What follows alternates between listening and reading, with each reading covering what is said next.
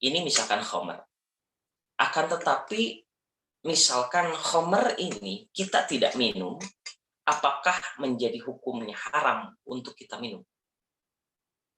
Akan menjadi suatu hukum kalau misalkan ini khamr kita minum, maka yang meminumnya itu akan berubah menjadi haram.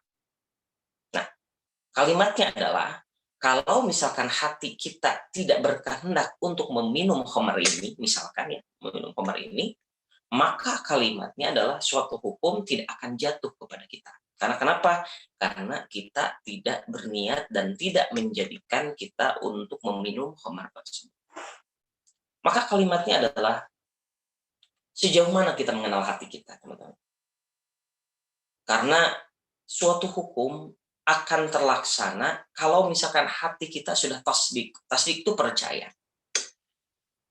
Hati kita akan benar-benar giat beribadah dan tidak akan pernah kendor kalau misalkan hati kita benar-benar berserah dan benar-benar meyakini bahwasanya perintah Allah itu adalah ada sebuah door prize, ada sebuah pahala, ada balasan yang tidak akan ternilai harganya selama kita hidup di dunia ini. Nah, kalimatnya adalah ketika kita mengenal hati, maka kita harus mengenal sifat-sifat hati. Maka oleh karena itu, ketika sebelum masuk kepada zikir, maka kenalilah hati kita sehingga kita benar-benar melakukan zikir, mengucapkan zikir, dan membiasakan zikir itu sudah tidak ada paksaan lagi. Maka kalimatnya, ketika kita mengenal hati, kita harus tahu sifat-sifat hati seperti apa. Yang pertama, sifat hati itu ada 3, teman-teman. Ada yang disebut dengan lutfun. Lutfun itu ada hati yang lembut. Artinya di dalam hati itu ada sebuah kebaikan. Di dalam hati itu ada sebuah kedermawanan. Ketika di dalam hati itu ada kata yang namanya kita ingin selalu bersedekah. Di dalam hati itu ada rasa kita kasihan. Maka kalimatnya hati disebut sifatnya dengan lutfun. Lutf. Kalau Allah punya sifat latif, maha lembut. Tetapi hati punya sifat lembut. Artinya gampang tersentuh, gampang melakukan kebaikan, gampang melakukan amal soleh. Maka ketika hati sering melakukan seperti itu, kalimatnya hati ini sudah terbiasa dengan zikir. Kemudian ada yang kedua, ada hati yang disebut atau sifatnya adalah dengan hati qaswah. Apa qaswah? Syadid, keras. Bagaimana sifat hati yang keras? Ini dibiasakan, biasanya kata para ulama-ulama hati, ulama-ulama sufi dan ulama-ulama tasawuf, bahkan tazkiyatun nafs menyebutkan hati yang keras biasanya dibiasakan dengan perbuatan maksiat. Berkumpul dengan orang-orang yang melakukan kemaksiatan. Kemudian berbicara yang buruk. Maka kalimatnya, mau nggak hati kita berpuasa agar mulut kita ini berpuasa dari pembicaraan yang tidak berfaedah, berbicara hal-hal yang tidak bermanfaat. Karena kenapa? Katakannya, kalimatnya adalah kul khairan aw liyasmut. Di dalam hadis Rasulullah, katakanlah hal-hal yang baik. Kalimat baik di sini adalah menginspirasi. Menginspirasinya adalah menginspirasi kepada hal yang positif. Menjadi influencer, menjadi bagaimana motivator yang baik. Bagaimana kita mencerminkan ucapan-ucapan kita menjadi baik. Karena kalimatnya adalah apa? Kemarin ketika saya mendengar dari Kang Wiwit, bahwasannya ucapan kita mempunyai power. Ucapan kita mempunyai kekuatan agar orang lain itu mendapatkan hidayah. Kalimatnya, wasilah ucapan kita akan menjadikan orang lain bertobat. Wasilah dari ucapan kita akan membuat orang lain itu beramal soleh. Wasilah dari ucapan kita akan senantiasa menjadikan orang lain itu senantiasa terus-menerus beribadah kepada Allah. Karena kenapa? Kata Ali bin Abi Thalib, kalimatnya adalah hayatuna kulluha ibadah. Kehidupan kita harus bernilai ibadah. Tidak ada sedikit pun, sedetik pun yang terlepas, yang kosong. Yang penting hidup kita harus mengandung unsur ibadah. Tetapi kalau hati qaswah, demi Allah teman-teman, bagaimana hati bisa qaswah keras? Karena kalimatnya kita yang membuka celah agar kemaksiatan datang. Artinya bukan kemaksiatan yang dilakukan secara zahir, yang nampak seperti zina kita lakukan zinanya. Misalkan mabuk kita melakukan mabuknya. Bukan hanya itu saja, tetapi yang namanya kemaksiatan hati, kemaksiatan batin, yang seolah-olah kita memberikan ruang dan kita seolah-olah menabur benih di sana. Demi Allah teman-teman, ketika kebencian dipupuk di dalam hati, mau sampai kapanpun kesalahan orang lain akan selalu teringat oleh kita. Demi Allah teman-teman, ketika yang namanya kebencian sudah ditanamkan dalam hati, meskipun sesoleh apapun teman-teman, kalimatnya adalah tidak akan menjadikan kita lupa terhadap dosanya. Karena kenapa? Karena hati kita keras. Berarti yang jadi permasalahan bukan orang lain yang jadi masalahnya, tetapi hati kita yang tidak mau memaafkan. Atau gimana Pak Ustadz, kesalahannya sudah begitu besar. Demi Allah, demi Rasulullah, Allah saja tidak baperan. Kalau Allah baperan, mungkin dunia ini sudah dihancurkan dari dulu. Karena kenapa? Karena kalimatnya banyak orang yang melakukan kemaksiatan. Tapi kalimatnya, Allah Ghafur, Allah Maha Pemberi Maaf. Dengan kalimat apa? Istighfar, kita memohon ampun. Istighfar itu kita memohon ampun pada Allah. Maka kalimatnya, agar hati tidak qaswah, agar hati tidak keras, maka hendaklah kita melakukan amal baik, menjadi amal soleh, dan melakukan atau membuat mesin-mesin soleh, agar kita senantiasa baiknya itu terus-menerus sampai akhir zaman, sampai kiamat melanda pada kita. Kemudian ada hati yang ketiga. Apa hati yang ketiga? Ada yang disebut dengan hati itu punya sifat iqlab. Kan hati itu sifat qalb. Qalb itu artinya fleksibel juga. Iqlab mempunyai artinya berubah-ubah. Maka kalimatnya adalah kita sudah berdoa pada Allah, ya muqallibal qulub, tsabbit qulubana ala ta'atik. Wahai yang membolak-balikkan hati. Kalimat kan hati itu fleksibel.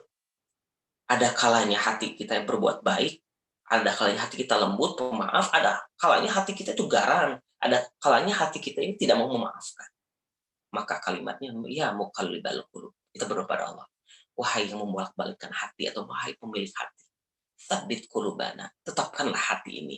Ala ta'atik, agar taat kepadamu. Ala dinik, agar taat mengikuti agamamu. Agar taat untuk apa? Tsabbit qulubana ala imanik. Tetapkanlah hati ini agar selalu beriman kepada.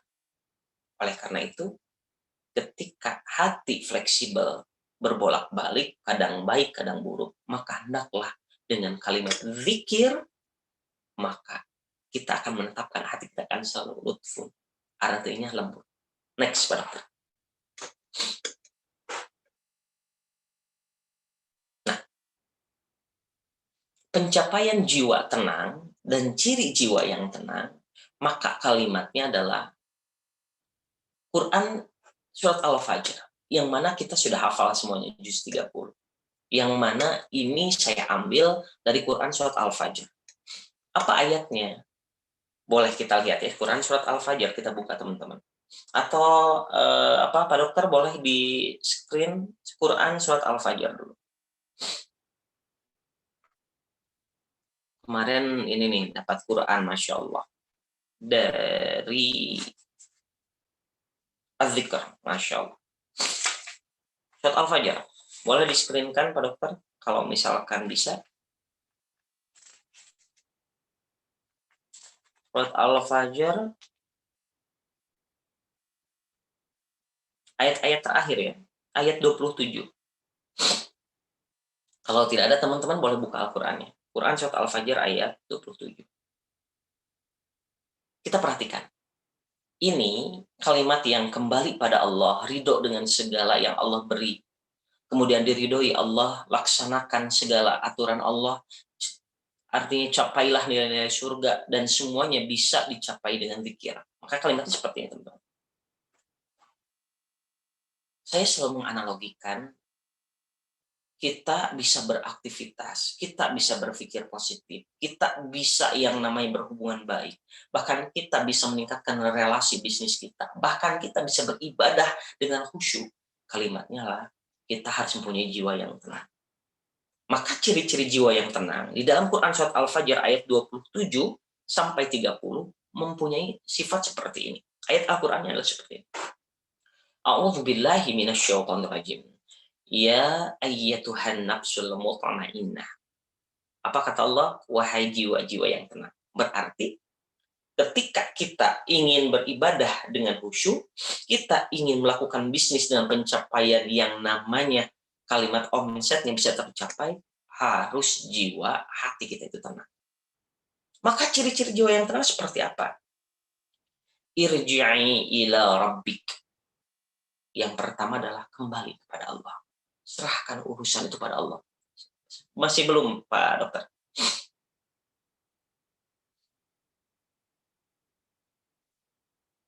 Punten screen-nya Pak Dokter, masih belum yang itu. Masih yang sebelumnya.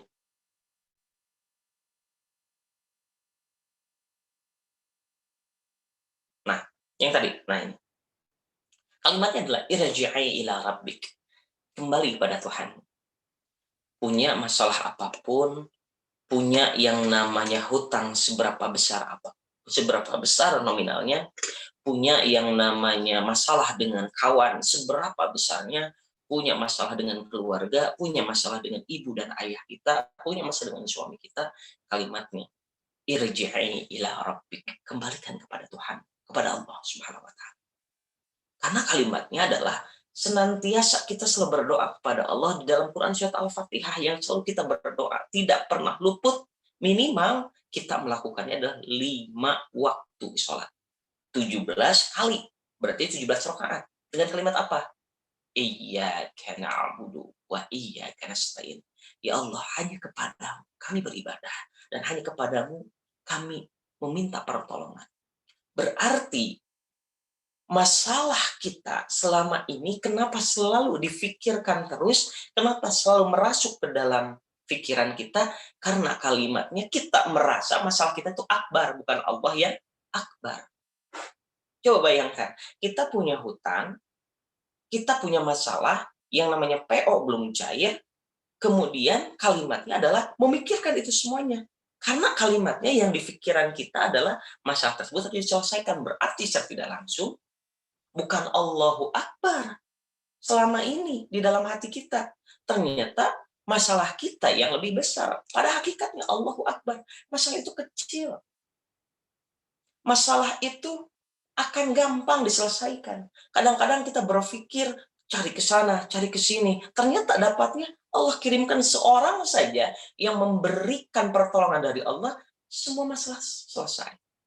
Karena kenapa? Satu, jiwa yang tenang tidak kembali kepada Allah, sedangkan jiwa yang tenang itu akan mengembalikan segala urusan kepada Allah. Irja'i ila rabbik. Kemudian yang kedua, radiyah, ridho dengan segala yang Allah beri. Teman-teman, selama ini teman-teman ridho nggak dengan teman-teman yang dulunya? Punten sekali lagi.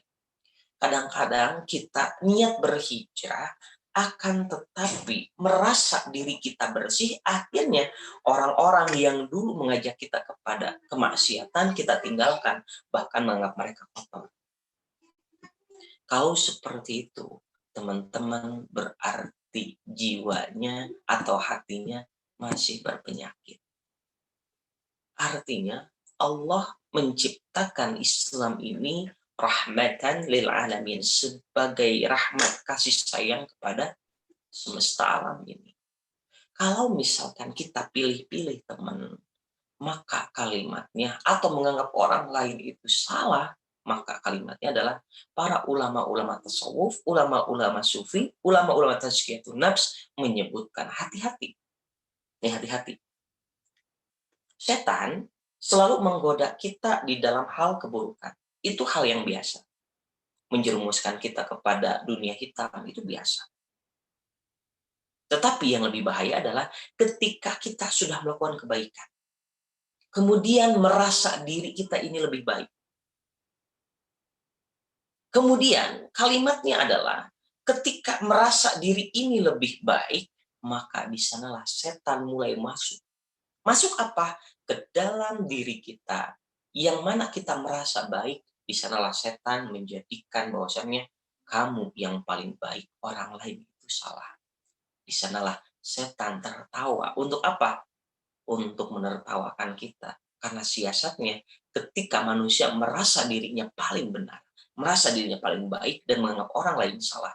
Di sanalah hati kita itu sedang dikendalikan oleh syaitan. Maka kalimatnya adalah, mau nggak teman-teman ridho dengan segala yang Allah berikan? Berarti yang dulu yang pernah kita alami itu adalah kita syukuri. Karena kenapa? Dengan kita punya teman seperti yang dulu, berarti kalimat itu sebagai pengalaman. Untuk apa? Untuk menceritakan kepada orang lain, agar orang lain tidak ikut-ikutan sama seperti kita di masa lalu. Makanya ada filosofis kenapa kaca mobil yang paling depan itu lebih besar. Kenapa kaca spion hanya kecil, hanya dapat dilihat hanya ditoleh saja. Agar apa? Agar kita tidak pernah jatuh ke dalam lubang yang sama. Cukuplah masa lalu dilihat, oh iya seperti itu.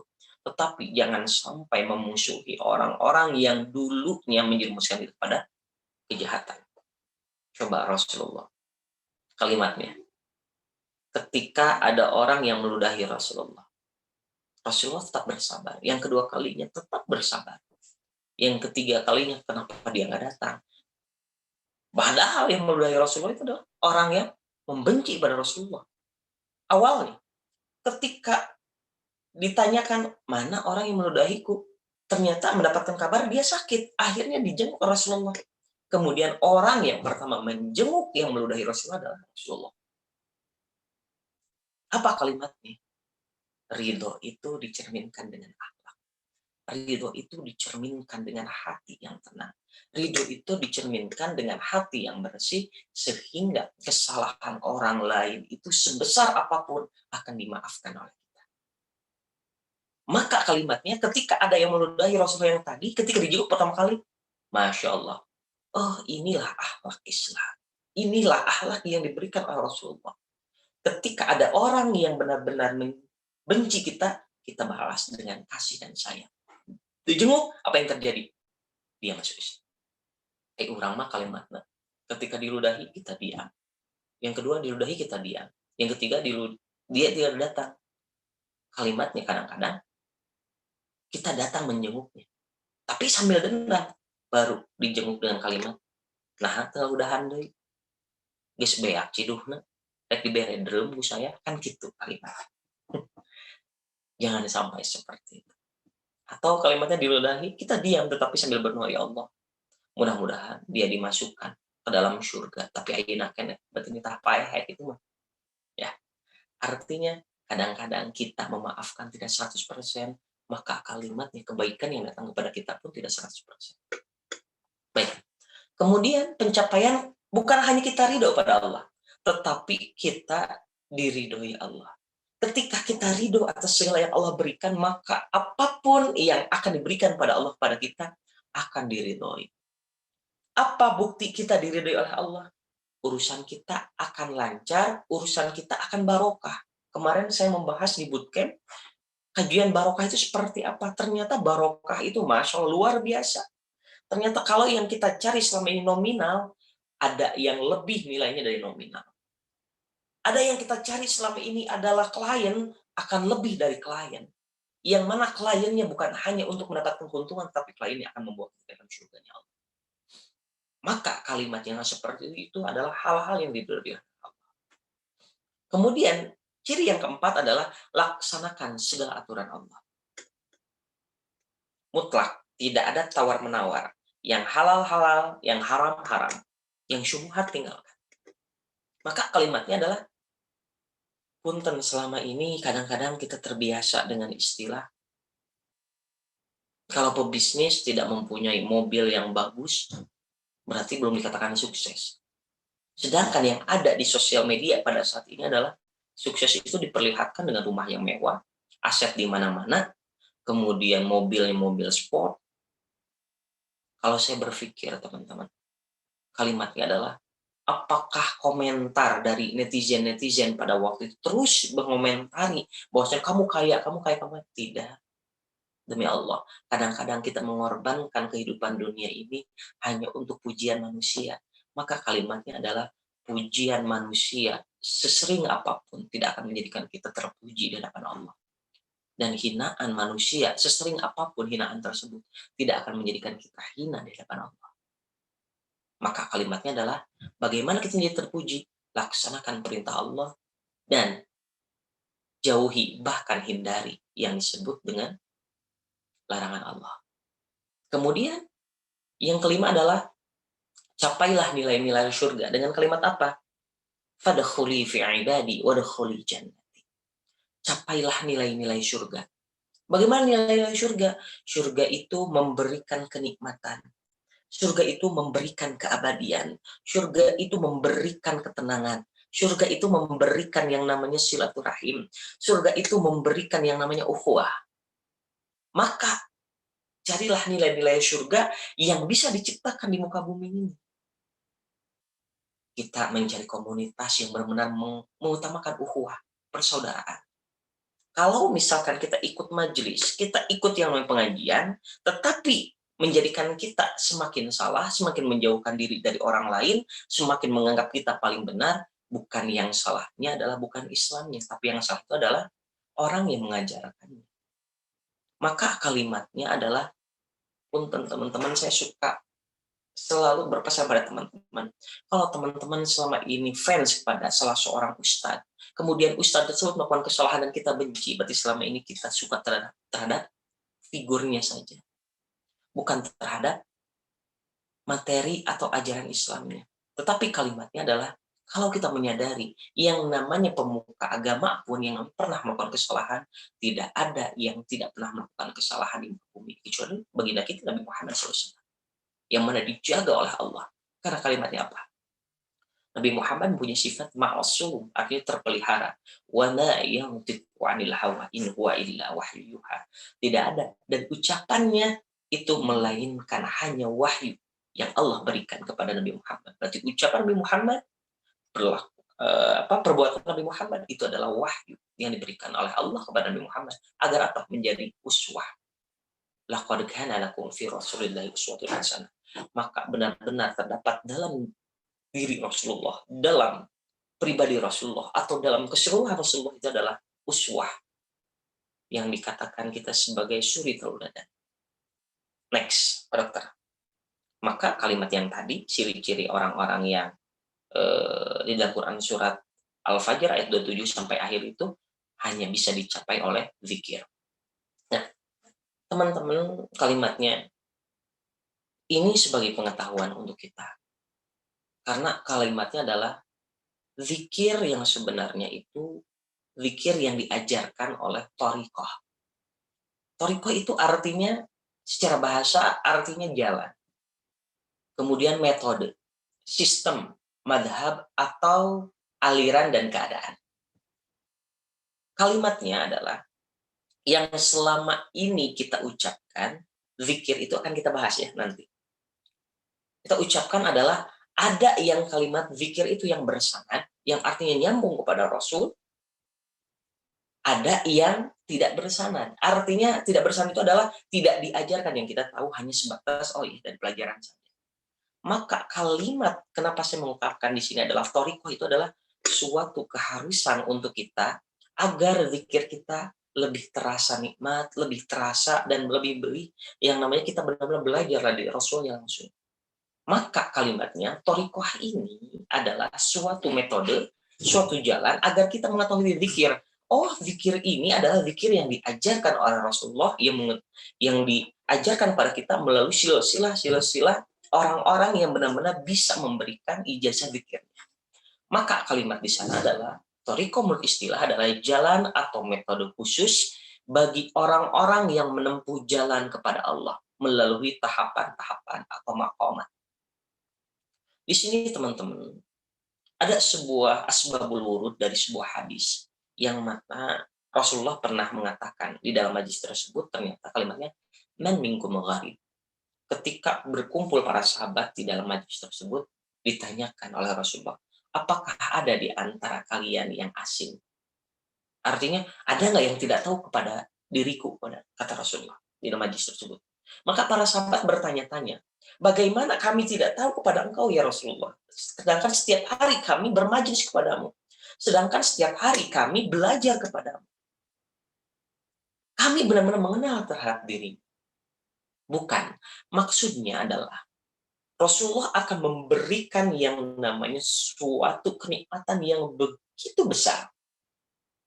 Di dalam ayat Al-Quran, di dalam Al-Quran, hadis tentang infak, di dalam ayat Al-Quran, ayat tentang infak sodakoh itu tidak lebih dari 20-an ke atas. Artinya 20 sampai 30 ayat-ayatnya. Itu infak sodakoh.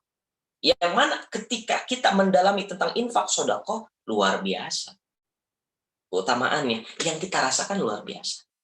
Kemudian, haji dan umrah tidak mencapai ayatnya tentang 10 pembahasan. Atau ibaratkan 10 ayat tidak. Bahkan hanya 2.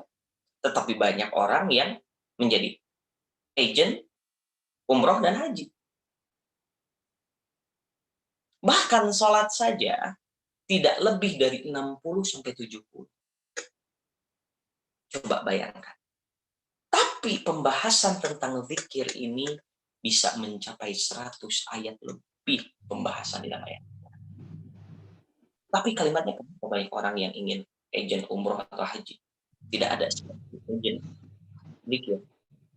Maka kalimatnya teman-teman ternyata Rasulullah ingin mengajarkan kepada kita bahwasannya ternyata ada yang paling hebat kenikmatannya itu adalah nikmat zikir. Apa yang disebut dengan nikmat zikir dalam ayat Al-Qur'annya adalah waladzikrullahi akbar. Ada nikmat zikir yang paling baik, yang paling besar. Maka para sahabat menanyakan, termasuk Ali bin Abi Thalib mengatakan seperti itu. Dan bagaimana zikir yang benar-benar usul ilallah, yang sampai pada Allah. Ada suara kayaknya. Boleh di mute, Pak Dokter?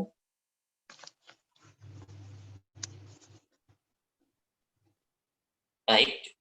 Nah, maka kalimatnya adalah, kata Ali bin Abi Thalib, apa atau bagaimana cara kami berzikir agar kita sampai pada Allah? Kalau kalimatnya adalah, kalau ada jalan tol yang bisa mempercepat kami untuk sampai pada Allah, bagaimana caranya? Maka kalimatnya adalah, inilah yang disebut dengan zikir berijazah. Zikir yang dikemukakan atau disampaikan dengan talqin. Selama ini zikir kita hanya sebatas tahu dari guru kita, tetapi tidak ada ijazah zikirnya. Ini sebagai pengetahuan untuk kita. Next, Pak Dokter. Biar kita tahu zikirnya seperti apa, zikir-zikir itu, macam-macam zikir. Nah, baik teman-teman, ternyata macam-macam zikir itu bisa kita lihat dari berbagai macam segi. Yang pertama ada zikir yang disebut dengan zikir jahar atau khafi. Ya, zikir jahar atau khafi, atau zikir dilihat dari tujuannya ada 2. Yang pertama, kalimatnya adalah zikir itu ada zikir jahar, ada zikir khafi. Zikir jahar itu adalah zikir yang biasa kita ucapkan. Setelah sholat kita mengucapkan la ilaha illallah. Kemudian khafinya adalah setelah kita selesai dari sholat, dalam hati kita tetap mengucapkan kalimat-kalimat yang namanya kalimat-kalimat thayyibah, kalimat-kalimat yang baik, tetapi tidak diucapkan oleh mulut, tapi hati yang mengucapkan. Maka oleh karena itu, zikir dilihat dari tujuannya ada 2. Satu, ada yang disebut dengan zikir hasanah. Apa yang disebut zikir hasanah? Zikir hasanah adalah zikir yang tujuannya langsung kepada Allah. Bagaimana Pak Ustadz? Kok ada zikir yang ada gitu yang ditujukan kepada Allah? Banyak. Banyak yang selama ini mencari zikir yang tujuannya hanya untuk bisnis laris. Banyak yang tujuannya selama ini zikir hanya untuk masalahnya itu diselesaikan oleh Allah. Banyak yang tujuan zikir ini adalah tujuan untuk mendapatkan jodoh, tetapi tidak diniatkan pada Allah. Maka zikir tersebut dikatakan sebagai zikir darajah, yang mana kita berzikir hanya ingin mendapatkan kesenangan duniawi saja. Kemudian yang kedua, ada zikir dilihat dari kesepakatannya. Kesepakatan artinya apa? Kesepakatan antara lisan dan hati. Nah, kesepakatan antara lisan dan hati ini adalah ketika kita melihat ada zikir yang hanya zikir dilihat dari lisan saja, tapi hati tidak menyepakatinya. Kita hanya mengucapkan kalimat saja, tetapi hati seolah-olah saya tidak menolak nih zikir ini. saya tidak meresapi nih zikir ini. Tapi saya mengucapkan terus. Tapi hati ini seolah-olah, saya ngapain nih zikir seperti ini, atau ibaratkan hati ini tidak mengiyakan. Maka kalimat tersebut disebut dengan zikir adah. Banyak orang yang mengucapkan, punten, kalimatnya adalah berzikir, tetapi tidak diresapi oleh hati, maka itu disebut dengan zikir adah. Kemudian yang selanjutnya ada zikir ibadah. Apa zikir ibadah? Zikir yang lisan mengucapkan dan hati juga meyakini. Berarti yang diucapkan itu diresapi oleh hati. Sehingga kadang-kadang hati menangis. Kan gitu. Itu disebut zikir ibadah. Tetapi ada zikir yang disebut dengan zikir mahabbah atau zikir ma'rifat. Yang mana lisan mengucapkan, hati mengimani, mengiyakan, dan langsung digerakkan oleh seluruh anggota tubuh kita. Jadi kalimatnya tidak ada istilah, besok mau tahajud. Ya sudah, itu saja. Hati mengiyakan, lisan mengucapkan, tetapi tahajudnya tidak. Berarti itu belum menjadi zikir ma'rifat atau mahabbah. Kemudian ada zikir dari segi ijazah atau silsilah talqin yang tadi saya sebutkan. Dalam asbabul wurudnya, Rasulullah akan mengajarkan zikir yang berijazah, zikir yang bersanad. Zikir apa? Inilah zikir yang kita harus mencari seorang guru untuk memberikan bimbingan zikir ini. Kalimatnya, teman-teman ingin belajar bisnis kepada coachnya, mentornya, betul. Teman-teman ingin belajar yang namanya ngaji, berarti kepada orang yang mempunyai, kalau bisa, tahsin yang bersanadnya. Karena langsung nyambung pada Rasul. Berarti kalimatnya adalah, kalau teman-teman ingin hatinya baik, kalau ingin zikirnya diterima, kalau ingin zikirnya benar-benar sampai jalan tol kepada Allah, maka kalimatnya adalah harus belajar kepada ahli ma'rifah. Maka ahli ma'rifah ini hanya didapatkan dalam thariqah. Sehingga kalimatnya bagaimana cara mengontrol hati kita ini. Dalam hati ini kita ada latifah. Latifah itu adalah ada titik-titik, ada celah-celah, kita terkendali. Kenapa sih kita melakukan ini? Kenapa sih kita selalu berbuat baik? Kenapa sih kita selalu berbuat jahat dan yang lain? Sehingga latifah-latifah itu bisa kendalikan, sehingga latifah-latifah itu jangan sampai kosong, dan kita akan benar-benar melakukan kebaikan terus-menerus. Kata siapa setiap manusia tidak diberikan yang namanya syahwat? Semua diberikan syahwat. Akan tetapi kalimatnya adalah ada orang yang bisa mengendalikan, ada orang yang tidak. Beda halnya seperti Rasulullah. Kalau Rasulullah yang mengendalikannya adalah langsung Allah yang membimbingnya. Baik, hanya itu saja dulu. Karena pembahasan zikir ini begitu banyak, ada episodenya, sehingga kajian tentang tazkiyatun nafs ini adalah ada sekitar, baru pembahasan baru ada sekitar 22 episode, tetapi nanti kita akan mungkin akan banyak juga, karena saya lagi membaca kitab-kitab ini. Yang baru yang tadi saya baca belum selesai, ada yang Sirul Asrar, kemudian ada yang namanya kitab Futuhul Ghaib, ada Fathur Rabbani, yang semuanya belum saya selesai baca.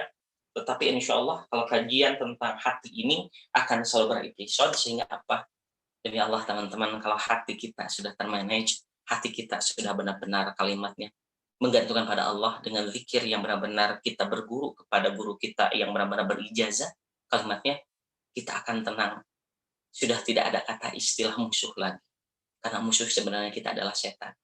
Dan setan pun akan tunduk kepada kita. Kalimatnya kenapa? Karena hati kita sudah tidak ada celah untuk melakukan kemaksiatan. Itu saja. Baik, saya kembalikan lagi karena pembahasan kita memang masih banyak. Tapi karena waktu nggak cukup, kita akan bahas lagi episode selanjutnya. Baik, saya kembalikan kepada Pak Dokter. Biar ada pertanyaan. Mangga Pak Dokter. Alhamdulillahirrahmanirrahim. Terima kasih kepada Kang Ustadz Fei yang telah memaparkan begitu banyak sekali ilmu-ilmu yang beliau sampaikan. Semoga apa-apa yang beliau sampaikan menjadikan buat kita apa ya, diserap dan diamalkan begitu ya. Kepada sahabat sekalian,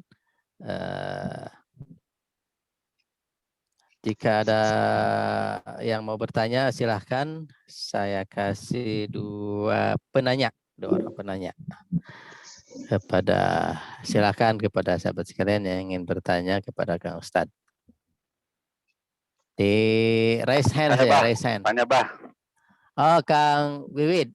Baik, Kang Wiwid. Silahkan Kang Wiwid Assalamualaikum. untuk bertanya. Assalamualaikum warahmatullahi. Waalaikumsalam warahmatullahi wabarakatuh. Mangga. Oke. Baik Pak Ustadz, alhamdulillah, masyukurillah atas ilmunya. Saya mau nanya Pak Ustadz nih. Jadi salah satu kan tadi kalau kebetulan saya mempelajari NLP ya. Jadi di NLP itu kan ada yang namanya fleksibilitas. Tadi juga Ustadz menyampaikan salah satu jadi sifat hati itu kan ada fleksibel ya Ustadz ya. Nah, jadi saya tuh pengen tahu Ustadz batasnya fleksibilitas dengan apa batasannya antara fleksibilitas hati dengan toleransi. Nah saat ini kan kita tahu ya di generasi milenial ini banyak toleransi yang kebablasan gitu kan. Jadi, nah bagaimana hati kita bisa maksudnya apa yang menjadi kontrol kita dalam sisi syariat yang mana yang masih bisa dikatakan toleransi, mana yang bisa dikatakan bahwa itu sudah mulai masuk ke ranah yang ibaratnya itu apa tuh mempluralkan agama dan yang nantinya akan berujung kepada terus terang untuk masyarakat yang masih bisa dikatakan awam itu bisa menjadi menjadi semacam bahkan berujung pada pemurtadan gitu ya. Itu aja paling besar yang saya tanyakan karena kita di zaman sekarang tuh batasan antara toleransi dengan pluralisme itu sangat sangat kabur gitu Pak Ustadz. Tuh. Baik, langsung Mbak dijawab ya, biar nggak lupa. Siap Pak Ustadz, silakan dijawab pertanyaannya dari Kang Wiwid.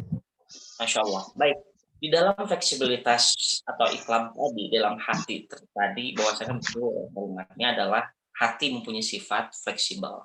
Artinya kadang-kadang melakukan baik, kadang-kadang melakukan keburukan. Tetapi ketika kita masuk ke dalam toleransi, maka ada batasan.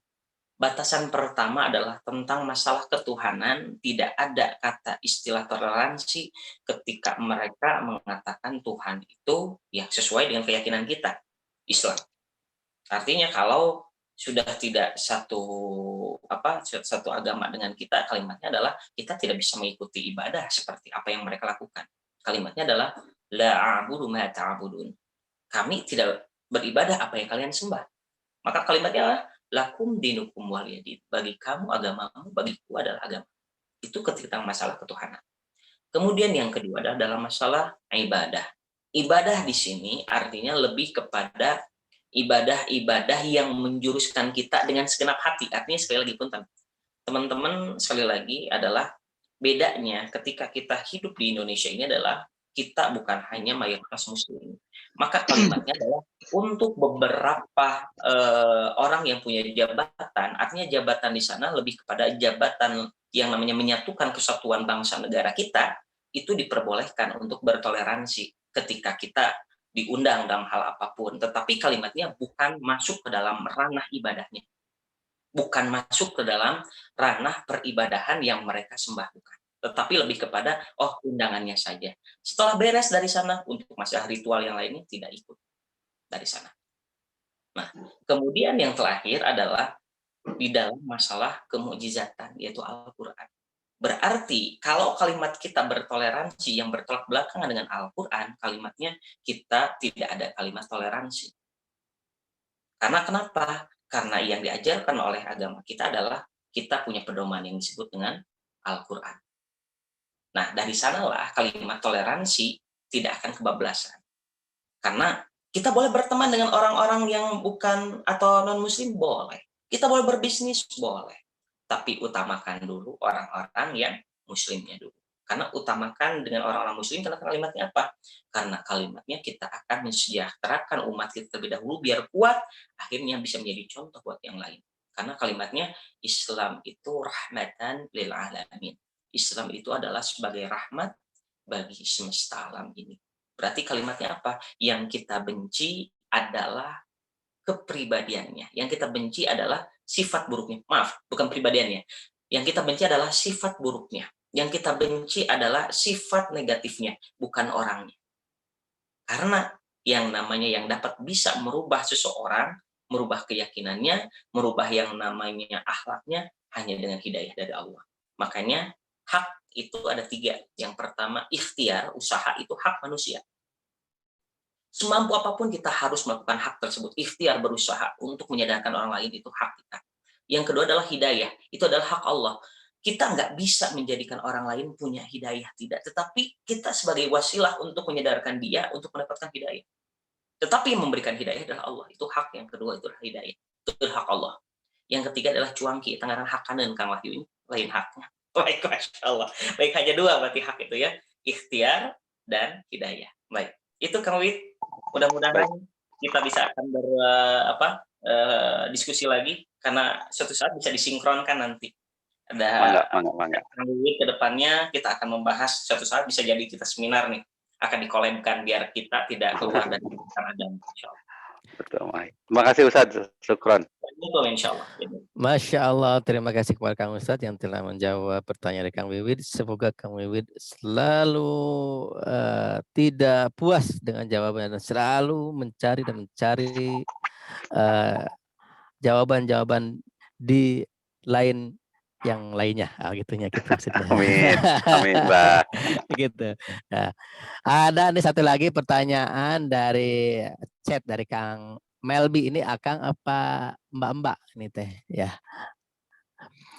Begini, bagaimana cara memaafkan diri dan menenangkan diri sendiri atas kesalahan di masa lalu yang akibatnya selalu bikin hati nggak tenang ketika saat ini ada suatu permasalahan hidup. Jadi seperti selalu menyalahkan diri sendiri bahwa yang dialami saat ini itu akibat dosa-dosa di masa lalu. Seperti itu Pak Ustadz, silakan dijawab. Baik teman-teman yang saya dirahmati oleh Allah Subhanahu wa taala, wallahu a'lam bishawab, wallahu a'lam bishawab. Kalimatnya adalah, kadang kita harus tahu hati kita. Ada yang derajat hati itu selalu menyalahkan orang lain. Kita selalu nggak mau disalahkan oleh orang lain, betul ya? Nah, kita akan berkaca nih. Itu terpengaruh oleh nafsu amarah. Sekali lagi, bukan amarah tapi amarah. Ya. Nafsu amarah itu adalah senantiasa sering menyalahkan orang lain. Seolah-olah kesalahan itu ada selalu pada orang lain. Itu adalah nafsu amarah. Yang kedua, ada yang disebut dengan nafsu lawamah. Nafsu lawamah ini adalah orang itu sudah senantiasa tidak menyalahkan orang lain, tetapi bermuhasabah terus terhadap diri kita. Tetapi menjadikan kita selalu salah terus. Oh, ini salahnya dari saya. Oh, ini mungkin tahajud saya kurang benar. Oh, ini. Bukan berarti salah, tetapi kalimatnya kalau seperti itu, gimana kita bisa ibadah yang maksimal pada Allah? Kan gitu. Artinya sudah tidak menyalahkan orang lain, tetapi kita bermuhasabah, ini salah saya nih. Makanya kayak yang tadi, bisa jadi kita yang selalu bermuhasabah, tetapi mengingat dosa kita terus, dan seolah-olah kita tidak ada kemaksimalan yang selalu menjadikan kita ini dosa terus nih. Betul, itu boleh muhasabah. Tetapi ketika nafsu yang seperti itu, kita dikuasai oleh nafsu lawamah. Ada yang naik ketiga kepada nafsu mulhamah. Nafsu mulhamah ini adalah lebih kepada nafsu yang artinya tidak menyalahkan orang lain, kemudian dia sudah bisa menerima kesalahan dirinya sendiri, tetapi kalimatnya adalah ketika cirinya dia adalah ketika ibadah berjamaah itu lebih giat dibanding ibadah sendirian. Coba bayangkan, kadang-kadang orang lamun misalkan ibadah nuju berjamaah mah, coba dilihat orang lain mah, oh sholat rawatibnya aja, kita nggak sholat sunnah rawatib aja tiga kelewat. Tapi di rumah mah kadang-kadang kewer rawatib. Itu adalah nafsu mulhamah. Dan yang tadi adalah kita naik derajatnya pada nafsu mutmainnah. Maka kalimatnya siapa? Siapa namanya? Melbi. Baik, Masya Allah, barokah ini hanya dengan zikir yang bisa menenangkan itu semuanya. Kalimatnya, kalau mau zikir lebih terasa, ya tadi. Kalau pendapat saya, tasawuf itu adalah ilmu yang wajib, dan berguru kepada ahli zikir, kepada guru yang disebut mursyid, itu adalah anjuran agar zikir kita lebih tenang. Tidak ada terpengaruh oleh nafsu amarah, nafsu lawamah, atau mulhamah. Kita udah masuk pada nafsu mutmainnah yang ciri-ciri yang tadi. Barakallahu fikum. Wallahu a'lam bishawab. Alhamdulillah, semoga Teh Melbi terjawab ya pertanyaannya dan selalu mencari jawaban yang lain dan tidak puas dengan jawaban Pak Ustadz. Begitu. Alhamdulillah, ini masih ada waktu lagi Kang Ustadz. Siapa lagi? Buat Kang Hadi Yogi, silakan. Ada udah raise hand untuk bertanya. Dibuka aja ininya, mute-nya. Silakan Kang Hadi. Bismillahirrahmanirrahim. Assalamualaikum, sehat. Waalaikumsalam warahmatullahi wabarakatuh. Sehat, Ustaz Hadi. Masya Allah, barokah. Insya Allah. Nah, ini mau bertanya dan ada yang ditanyakan juga kemarin. Mangga, silakan. Ini kebetulan pas soal tentang hati dan tentang bisa jadi kepada futur ya Ustaz ya. Kepada futur hati kita dalam beribadah. Yang pertama, ketika saudara kita atau sahabat kita atau kerabat kita sedang sakit, mungkin kita sering menengok ya. Sakit Betul. apa yang dirasakan, misalkan sakit ini bla bla. Tapi kadang ketika teman kita sedang sakit, hatinya futur, hatinya bahir, hatinya dengki, hatinya jarang ditengok saja. Baik. Jarang ditengok. Barangkali misalkan gini, Fulan, kita tengok yuk si Fulan, kenapa? Nuju ibadahnya, nuju turun, bisi hatina goreng, hatina dengki, hasad. Jarang Ustaz ya kita nengok sahabat kita yang sedang futur imannya, sedang lemah dalam bersedekahnya, lemah segalanya. Itu kekurangan dari kita ya, jarang menengok orang yang sedang sakit hatinya dalam kedekatan dirinya pada Allah. Yang saya ingin tanyakan, bagaimana kiat-kiatnya ketika teman kita sedang futur, selain mengingatkan, selain memberikan contoh ataupun aplikasi, bagaimana biar dia selalu, karena kan dalam pernah dalam hadis atau apa ya, ketika sahabat kita, teman kita sudah saling mengingatkan, maka peganglah erat, jangan kau lepaskan. Nah, bagaimana triknya untuk sahabat kita ini yang sedang futur imannya, jauh dari amal solehnya, defisit amalnya, saldonya sedikit. Nah, itu bagaimana Ustaz untuk mengingatkan dan untuk memberikan semangat khususnya saya dan teman-teman yang lain. Itu Ustaz. Pak Dol. Baik. Masya Allah. Barakallahu fiik, insya Allah. Nah, ketika penyakit fisik yang artinya kayak tadi pusing, kemudian mah, ada obatnya. Tetapi yang dipermasalahan gimana nih penyakit hati nih? Gimana Kang Wahyu kalau penyakit hati kedetek nggak? Ketika di ronsen ternyata, aduh Masya Allah, ini ternyata penyakitnya apa? Penyakitnya adalah misalkan takabur stadium 4 misalkan kayak gitu ya. Kita ibaratkan penyakitnya penyakit apa? Penyakitnya adalah penyakit ria, stadium GBLA misalkan itu mas stadion ya, Masya Allah. Bukan. Nah, seperti itu teman-teman. Ternyata sebenarnya obat untuk hati kita gak futur itu adalah diri kita sendiri. Maka kalimat tadi, kenapa saya menjelaskan tentang zikir prolog yang tadi? Selama ini kita baru mendapatkan zikir yang dilihat dari segi ijazah itu baru hanya sebatas zikir ibadah saja. Yang tadi kalimatnya adalah kita mengucapkan subhanallah walhamdulillah wala ilaha illallah wallahu akbar, kan gitu. Atau astagfirullah robbal baraya, baru ikut-ikutan saja. Karena kalimatnya adalah hati itu baru tembus kepada lapisan luar saja. Sedangkan di dalam hati ini ada latifah-latifah. Artinya sampai tembus ke dalam kalimatnya nanti kepada alam. Misalkan ternyata alam kita ini yang kita tahu baru hanya alam dunia, alam akhirat. Ternyata kita sudah mengenal belum alam malakut, jabarut. Kan gitu. Selama ini kita baru mendengar yang namanya ilmu itu ilmu dunia, tetapi ilmu laduni sudah tahu belum? Artinya dari sana. Banyak hal-hal yang masalah hati kita nggak dibahas. Maka kalimatnya dengan zikir tadi yang berijazah, yang mungkin saya bisa jelaskan secara akademis, dan secara perawiannya adalah benar-benar bersambung nanti pada pertemuan selanjutnya. Dan kalimatnya, saya pun juga sebagai penganut thariqah dan saya juga sebagai sufi, saya juga sama. Mengikuti ilmu tasawuf. Dan menurut saya pribadi ketika menjalankan ilmu tasawuf adalah, itu wajib ada dalilnya, nanti saya akan sebutkan. Itu menurut saya. Karena kalimatnya adalah, selama ini kita zikir hanya menembus lapisan luarnya saja, maka kalimatnya futur.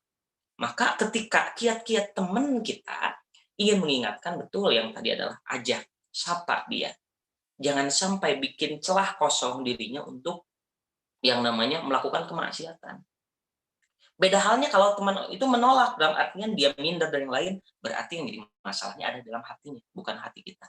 Tetapi kita hanya bisa sebatas melihat, mendeteksi masalah hatinya, yang artinya tidak diberikan kelebihan oleh Allah untuk bisa melihat hati seseorang, bagaimana lagi masalah atau tidak, kita hanya bisa mengingatkan kepadanya.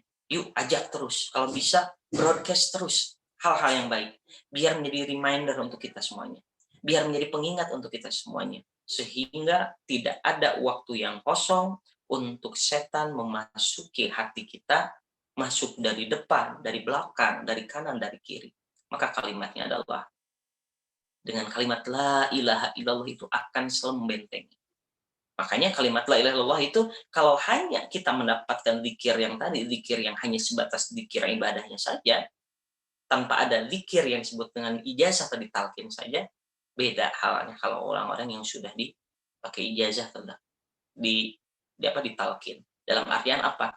Ada yang disebut zakaro itu menyebut kalimatnya, ada yang zukiro, yang disebutkan, yang ditanamkan di dalam hatinya. Berbeda nanti kalimatnya. Akan rasanya akan berbeda. Kita sudah berbicara hati, sudah berbicara rasa. Bukan berbicara tentang ilmu dan faham saja. Tapi sudah rasa.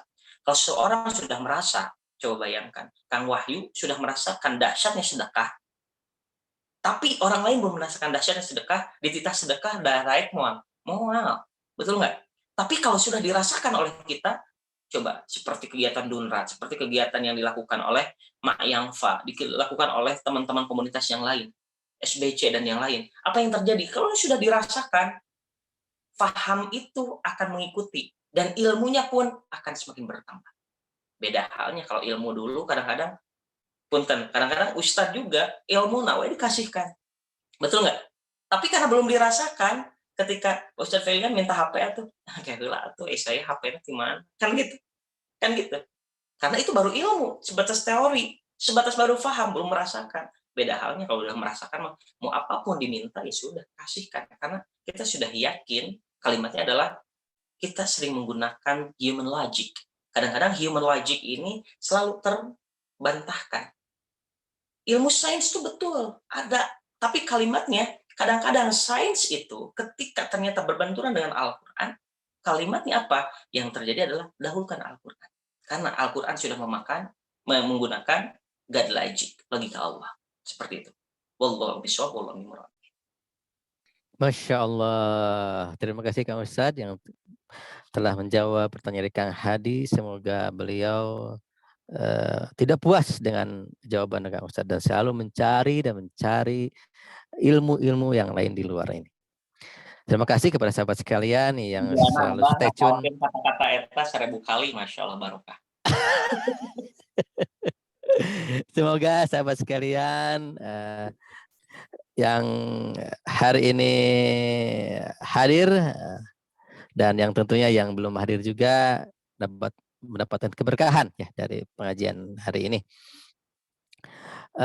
Kita tutup pertanyaannya karena sudah jam 6.16 ya Pak Ustadz. Terima kasih kepada Kang Ustadz yang memaparkan begitu banyak sekali ilmu dan semoga kita semua dapat mengamalkan apa-apa yang Kang Ustadz sampaikan. Untuk selanjutnya mari kita dipoto dulu Kang Hadi. Mana Kang Dokter? Dipoto dulu tuh. Sebelum sebelum kita off kita foto dulu. Baik, Kang Wahyu diangkat sebenarnya 3 juz. 30 juz, 3 juz. 30 juz. Mana Kang Dokter? Kala Kang Dokter can di off. Kang Dokter heula. Semuanya kameranya. Mangga. Nah, gitu dong. Oh. Sip. Ya.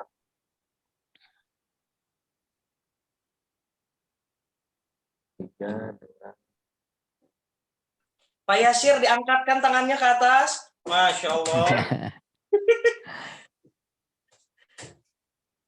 Sudah belum? Ada Bebe di sini, Bebe. Masya Allah Bebe, kamu nak. Kuning-kuning. Kuning-kuning gitu. Atas merah, bawah kuning. Ya, alhamdulillahirrahmanirrahim. Kita tutup kajian kali ini dengan membaca hamdalah bersama. Alhamdulillahirrahmanirrahim dan doa, tentunya doa kifaratul majelis. Ada pengumuman. Allahumma wa bihamdika asyhadu an la ilaha illa anta astaghfiruka wa atubu ilaik. Mana ada pengumuman buat Kang Dani? Aman, Bah. Insya Allah Jumat depan kita ikhtiarkan di Ciparai ya, di Ustadz Masya Allah. siapa? Are you ready teh? Burhan, Ustadz Burhan. Masya Allah, Ustadz Burhan. Kita ikhtiar ke Ustadz Burhan karena udah silaturahim berapa lama ini beliau nanya terus. Kang Haji, kapan kita ke Sumpingan dari teman-teman burgerna caca nepi ya itu ya burgernya. Belum pernah sampai ke sana, sudah hampir 1 tahun. Masya Allah. Iya betul sekali. Maroko ini direncanakan Maroko. Ya, Maroko nanti di Maroko, Libanon juga gitu insya Allah ya. Ke Libanon, ya, ke Suriah. Semoga semangat bergerak. Jangan lupa bahagia. Assalamualaikum warahmatullahi wabarakatuh. Waalaikumsalam warahmatullahi wabarakatuh. Mari. Dalam olahraga. Salam.